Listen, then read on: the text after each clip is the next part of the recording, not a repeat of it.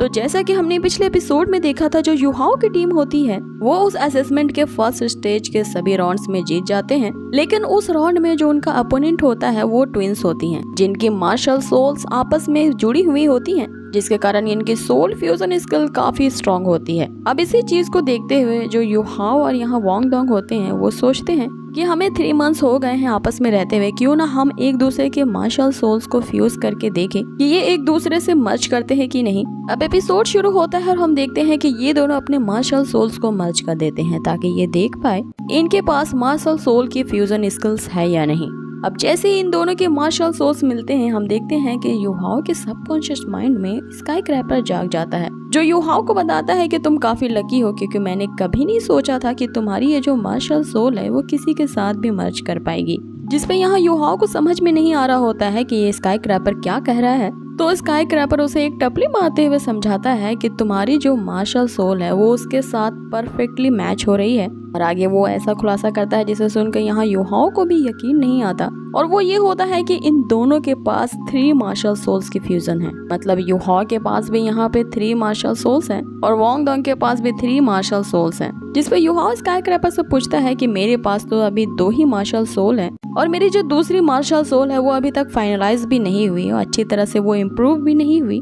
आगे वो ये भी कहता है कि जहाँ तक कि वो वांगडोंग को जानता है उसकी भी मैंने सिर्फ एक ही मार्शल सोल देखी है, और तुम कह रहे हो कि उसके पास अब 2 और भी मार्शल सोल हैं।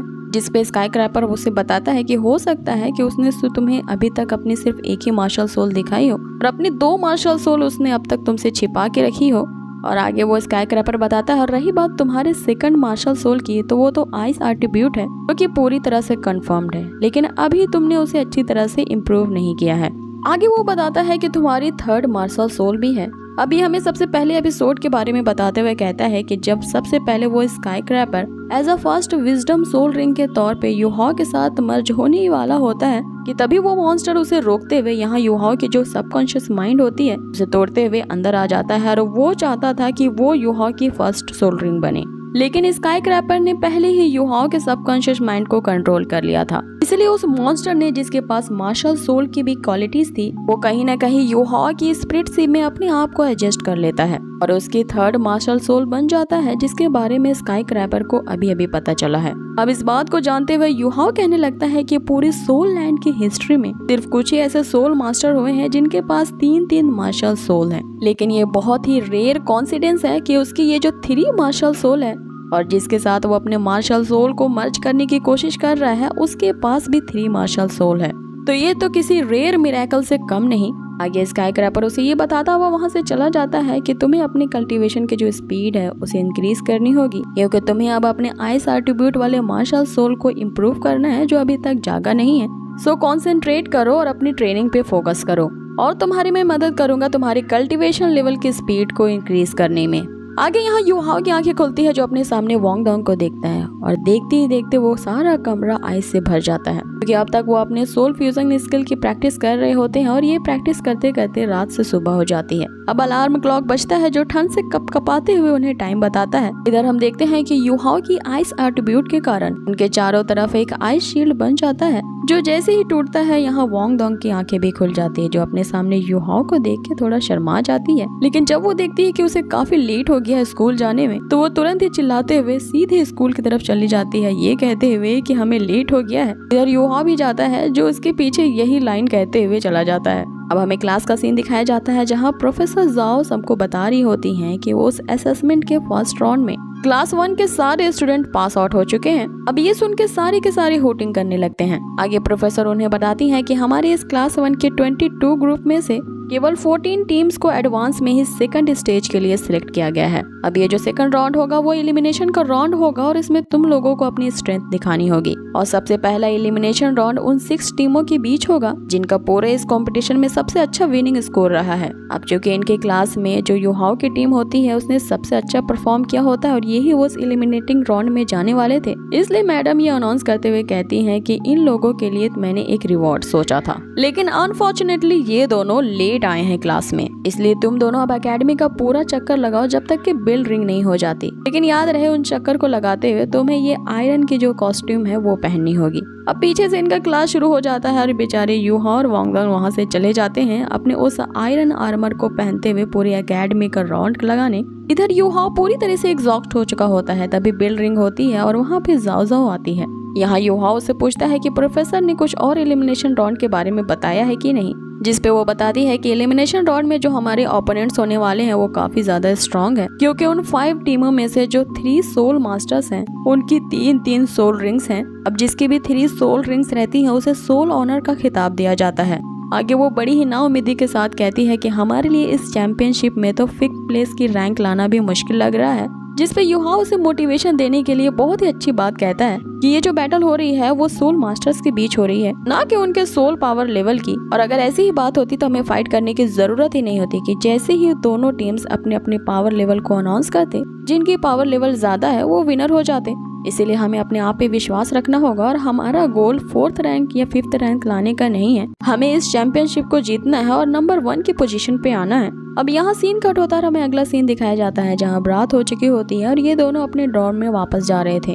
यहाँ यूहा वांगडोंग से कहता है कि मुझे नहीं लगता कि हम इस चैंपियनशिप को जीत पाएंगे, जिसपे वांगडोंग उससे कहती है कि अभी तो तुम जाओ जाओ को इतना इंस्पायर कर रहे थे, इतने अच्छे से उसे समझा रहे थे, तो अब तुम्हारे साथ क्या हुआ। जिसपे यूहा कहता है कि मेरे अंदर अब कोई कॉन्फिडेंस नहीं है और मुझे लगता है कि पिछली रात हमारे मार्शल सोल्स आपस में अच्छी तरह से ब्लेंड कर चुके थे, तो क्यों ना हम अपने सोल फ्यूजन स्किल्स की आगे प्रैक्टिस करें। जिसपे वांगडोंग कहती है कि मुझे भी लगता है कि लास्ट नाइट हमारी जो सोल पावर्स है वो सक्सेसफुली एक दूसरे में फ्यूज्ड हो चुकी थी। ये सुनते हुए यूहाओ से कहता है कि चलो एक बार फिर से ट्राई करते हैं। यहाँ यूहाओ को स्काई क्रैपर द्वारा कही हुई बात अपने मन में याद आती है कि वांगडोंग ही है जिसके साथ उसकी मार्शल सोल फ्यूजन हो सकती है, वो भी 100% तक। इसलिए हमें एलिमिनेशन राउंड के पहले ही इस फ्यूजन स्किल को प्रैक्टिस कर लेना चाहिए। आगे यूहाओ अपना हाथ बढ़ाता है, लेकिन हम वांगडोंग को देखते हैं कि वो थोड़ा पहले हिचकिचाती है, लेकिन फिर वो यूहाओ के हाथों में अपना हाथ रखती है और फिर हम देखते हैं कि उनकी जो मार्शल सोल है वो एक दूसरे से फ्यूज करना स्टार्ट कर देते हैं। जिसपे यूहाओ यहाँ वांगडोंग से पूछने लगता है कि ये तो पिछले रात से भी अच्छी तरह से मर्ज हो रहा है, लेकिन मुझे ये नहीं पता कि अब हमें अपने मार्शल सोल को कैसे फ्यूज करना है। इस पे वांगडोंग उससे कहती है कि मुझे क्या पता, मैंने थोड़ी ना पहले ये किया है। आगे वो कहती है कि हो सकता है कि हमें अपने अपने मार्शल सोल को अनलीश करना होगा तभी ये हो पाए। अब हम देखते हैं कि ये दोनों अपने अपने मार्शल सोल्स की पावर को अनलीश कर देते हैं। अब हम देखते हैं जैसे ही वांगडोंग की मार्शल सोल वो बटरफ्लाई विंग्स अनलीश होती है, यूहाओ भी अब उसके साथ उड़ने लगता है। अब ये जो सीन होता है बहुत ही मिसमराइजिंग होता है। आगे हम देखते हैं कि वांगडोंग के जो बटरफ्लाई विंग्स होती हैं वो यूहाओ के सबकॉन्शियस माइंड में इंटर कर जाती हैं। वो उसकी स्पिरिचुअल आई को ढूंढने लगती हैं, जहाँ पे एक फॉर्मेशन के थ्रू एक बैरियर होता है। अब यहाँ काफी कोशिश करने के बाद भी वांगडोंग उसके स्पिरिचुअल आई में इंटर नहीं कर पा रही थी। यहाँ वांगडोंग अपनी पावर कंट्रोल खोने वाली होती है कि यूहाओ उसके हाथ को थामते हुए कहता है कि बस थोड़ी ही देर वरना हमारी जो पावर्स है वो आउट ऑफ कंट्रोल हो जाएंगी। तो यहाँ आगे बहुत ही सस्पेंस भरा सीन दिखाया जाता है। वांगडोंग लगातार कोशिश कर रही होती है, लेकिन इतनी सारी कोशिशों के बाद भी हम देखते हैं कि ये दोनों ही अनकॉन्शियस होकर गिर जाते हैं। लेकिन यहाँ जो इनके मार्शल सोल्स होती हैं वो आपस में पूरी तरह से फ्यूज हो जाती हैं। अब हम देखते हैं कि यूहाओ की जो स्पिरिचुअल आईज थी उनमें वांगडोंग की बटरफ्लाई विंग्स भी आ जाती हैं। इनके इस फ्यूजन के कारण वहाँ पर इतनी ज्यादा एनर्जी का ब्लास्ट होता है कि वे लोग अनकॉन्शियस ही रह जाते हैं। यहाँ फिर से सुबह हो जाती है और पूरे अकेडमी में ये अनाउंस होता है कि जल्द से जल्द सभी स्टूडेंट को क्लासरूम में पहुँचना है। लेकिन हम इधर देखते हैं कि ये दोनों अभी वहाँ पे बेहोशी पड़े होते हैं कि तभी अचानक से वांगडोंग की आंखें खुलती है और वो यूहाओ को उठाती है। लेकिन जब ये दोनों अपने सामने देखते हैं तो उन्हें अपनी आंखों पे विश्वास नहीं होता। अब ये दोनों अपने सामने जो देखते हैं वो उनके मार्शल सोल फ्यूजन स्किल के कारण जो ब्लास्ट हुआ था उसके रेसिड्यू यानी अवशेष होते हैं, जो कि क्रिस्टल गोल्ड की तरह चमक रहे होते हैं। कि तभी वहाँ पे प्रोफेसर जाओ आ जाती हैं, जो उनके डांटते हुए कहती है कि अगर तुम लोगों ने चैंपियनशिप के फर्स्ट स्टेज को जीत लिया है तो इसका मतलब ये नहीं कि तुम लोग अपनी मनमानी करो और 2 दिनों से लगातार तुम लोग क्लास में लेट हो रहे हो। आगे वो कहती है कि मुझे बस एक रीजन दो कि तुम लोगों को मैं यहाँ ना पनिश करूँ। तभी उनकी नजर उस रेसिड्यू की तरफ पड़ती है, जिसे वो समझ जाती है कि इन दोनों ने लगता है सीक्रेटली तरीके से मार्शल सोल फ्यूजन स्किल की प्रैक्टिस की है। कमाल की बात यह है कि इतने कम समय में प्रैक्टिस करके ये लोग पूरी तरह से सक्सेसफुल हो चुके हैं। जिसपे आगे वो उन दोनों से पूछती हैं क्या तुम दोनों ने अपने इस फ्यूजन स्किल को कोई नाम दिया है। जिसपे यूहाओ यहाँ सजेस्ट करता है क्यों ना हम इसे डाइंग इन द ब्रिलियंस नाम दे।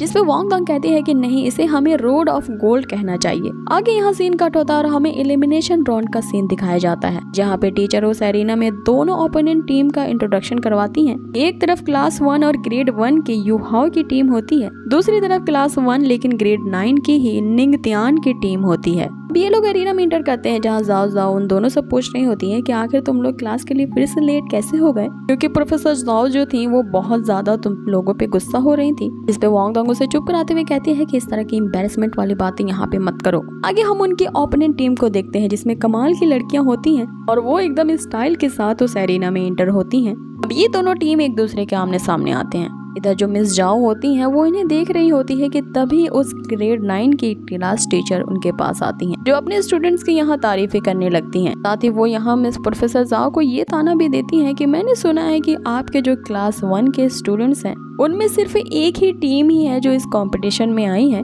कितने दुख की बात है, क्योंकि ये जो मेरे ग्रेड 9 के स्टूडेंट्स हैं इनके सामने ये लोग नहीं टिक पाएंगे। इसमें प्रोफेसर जाओ उनसे कहती है कि तुम्हें यकीन है कि तुम्हारे स्टूडेंट्स ये जीतेंगे इसमें, जिसपे वो दूसरी टीचर रहती हैं वो यहाँ ये भी कह देती हैं। अब वो दूसरी टीचर ये भी कह देती है कि तुम्हारी क्लास में तो कोई भी सोल मास्टर ऐसा नहीं है जिसकी 3 सोल रिंग्स हो, तो मुझे नहीं लगता कि ये फाइट ज्यादा देर तक चलेगी, और अगर तुम चाहो तो मेरे साथ यहाँ बेट भी लगा सकती हो। दोनों क्लास टीचर्स जो होती हैं वो एक दूसरे से बेट लगा बैठती हैं, और ये बेट की शर्त ये होती है कि जीतने वाले को एक सोल बोन दिया जाएगा, और वही होता है जो केवल सोल वॉरियर के पास ही होता है। अब आगे हमें एरिना का सीन दिखाया जाता है, जहाँ पे टीचर आके ये अनाउंस करती हैं कि अब दोनों टीम्स को अपना अपना नेम का इंट्रोडक्शन देना होगा। जिसमें क्लास 1 के जो यूहाओ की टीम होती है वे लोग अपना इंट्रोडक्शन देते हैं। यहाँ पे यूहाओ बताता है कि वो मास्टर है जो कि कंट्रोलिंग ब्रांच से है। वांग डोंग लेवल 24 पे होती है और वो स्टॉर्म अटैक ब्रांच से होती है। वहीं जाओ जाओ 22 लेवल पे होती है और वो भी कंट्रोलिंग ब्रांच से ही है। आगे हमें उनकी ओपोनेंट टीम के इंट्रोडक्शन को दिखाया जाता है, जिसमें जो पहली बंदी होती है और वो भी 24 लेवल के सोल मास्टर होती है, जो कि कीन अटैक ब्रांच से होती है। दूसरी लड़की जो अपने आप को विकेट विंग कह के पुकारती है वो 25 लेवल की सोल मास्टर होती है, वो भी स्टॉर्म अटैक ब्रांच से। ये वांग डोंग की ही कंपटीटर होती है, लेकिन उससे एक लेवल ऊपर होती है। आगे हम उनके मेन बंदे निंगतियान को देखते हैं, जो कि 31 लेवल पे होता है। अब ये सपोर्टिंग ब्रांच टूल का सोल मास्टर होता है, जो होती है 3 सोल रिंग्स होती हैं। अब इसकी लेवल जान करके ये तीनों तो घबरा जाते हैं। अब यहाँ जो मैडम जाओ होती हैं वो भी सोचने लगती हैं कि ये जो निंगतियान है जो कि 31 लेवल पे है, तो ये अब तक का इनके सबसे डेंजरस अपोनेंट होने वाला है। अब यहाँ इन दोनों के बीच बैटल आरंभ होती है, जिसमें जो वांग डोंग होती है वो यहाँ पहले सोच लेती है कि सबसे पहले हमें उस सपोर्ट ब्रांच के फर्स्ट मेंबर को देखना होगा। आगे ये तीनों अपने मार्शल सोल को एक्टिवेट कर लेते हैं। वही हम देखते हैं निंगतियान को, जिसकी मार्शल सोल एक पगोडा की होती है, जो कि इस पूरे सोल लैंड के कॉन्टिनेंट में सबसे पहला फर्स्ट सपोर्ट ब्रांच का बंदा है जिसके पास ये मार्शल सोल है। अब ये जो उसकी पगोडा मार्शल सोल होती है, इसमें 2 तरह की खासियतें होती हैं। पहली ये कि ये बहुत ही ज्यादा पावरफुल होता है, और दूसरी इसकी स्पीड बहुत ही ज्यादा हाई होती है। अब ये जो निंगतियान होता है वो सपोर्ट ब्रांच से होता है, जिसका मतलब ये है कि ये अपनी पावर्स को इन दोनों लड़कियों के साथ शेयर करता है, जिससे हम देखते हैं कि उन लड़कियों में से एक की स्पीड 40% इंक्रीज हो जाती है और दूसरी लड़की की भी यहाँ स्ट्रेंथ 50% बढ़ जाती है। अब ये दोनों लड़कियां अटैक करती हैं बारी बारी से यहाँ पे वांग डोंग और जाओ जाओ पे। यहाँ जाओ जाओ सोचने लगती है कि पहली बार उसे ऐसे ओपोनेंट से सामना पड़ा है जो काफी ज्यादा फास्ट है।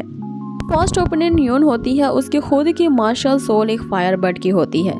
साथ ही जो उसकी फर्स्ट सोल स्किल होती है वो स्कारलेट ब्लेड की होती है, जो कि एक्सट्रीमली शार्प होती है। आगे वो अपने मार्शल सोल का यूज करते हुए जो यून होती है वो लगातार जाओ जाओ पे अटैक कर रही थी। अब जाओ जाओ यहाँ पे अपने ट्राइपॉड के अंदर होती है, क्योंकि वो अपने इस ट्राइपॉड को एज अ शील्ड की तरह भी यूज कर सकती थी। लेकिन यहाँ जाओ जाओ के लिए यून के द्वारा लगातार किए गए अटैक्स को झेलना काफी मुश्किल हो रहा था। दूसरी तरफ हम यहाँ निंगतियान को देखते हैं, जिसके मार्शल सोल के बारे में उसकी टीचर बताती है कि ये सबसे पावरफुल मार्शल सोल है, जो कि सपोर्ट ब्रांच के पूरे कॉन्टिनेंट में सिर्फ एक ही है। साथ ही यहाँ निंगतियान के जो तीनों सोल रिंग्स हैं वो काफी ज्यादा अपग्रेड है। मींस यहाँ पे वो अपने सारे स्टूडेंट्स का बहुत ज्यादा बखान कर रही होती हैं कि इनके पास ये एट्रीब्यूट है, ये है, ये है। और साथ ही जैसे जैसे ये अपने स्किल को यूज करते हैं, इनकी जो एबिलिटी है वो 10% से इंक्रीज हो जाएगी। यहाँ शीन फिर से उस बैटल की तरफ शिफ्ट होता है, जहाँ हम देखते हैं कि वो स्कारलेट ब्लेड वाली जो सोल स्किल होती है वो यूहाओ के सामने बहुत ज्यादा भारी पड़ रही थी। अब युहाओ की ये ओपोनेंट चाहे कितनी भी अपनी स्पीड को इंक्रीज कर दे रही थी, लेकिन युहाओ अपने डिटेक्शन स्किल के द्वारा उसके अटैक्स को भांप लेता है।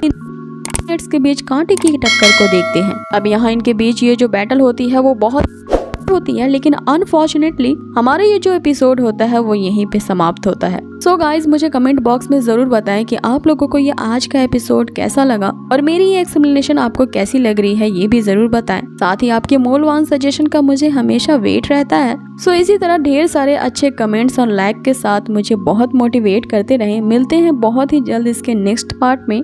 Till then take care, stay healthy, bye.